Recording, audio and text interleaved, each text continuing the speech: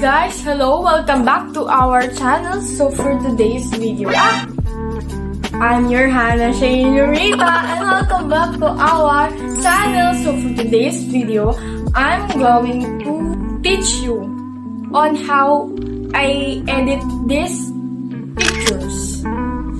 Actually, this is just a tool. This is just an application, a Chinese version of TikTok. We Filipinos used to make videos on TikTok, right? Because it was fun to edit your works, diba?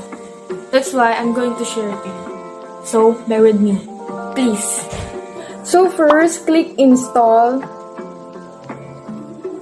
Then, just simply click this button. Ayan.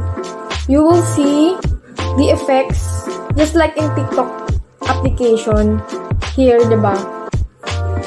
Just choose the video you want to imitate or the effects.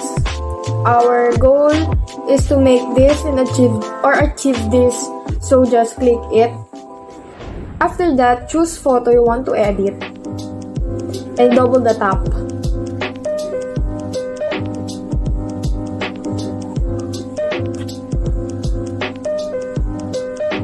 After that, just click this button.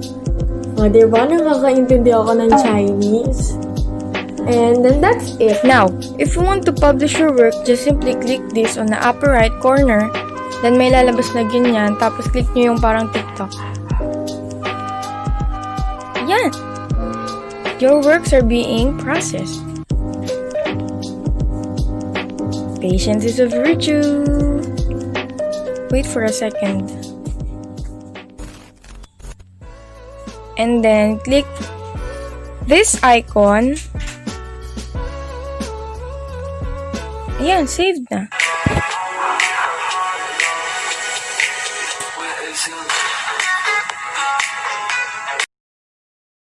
Don't forget to like, comment, share, and subscribe, and of course, follow Jesus. Bye-bye!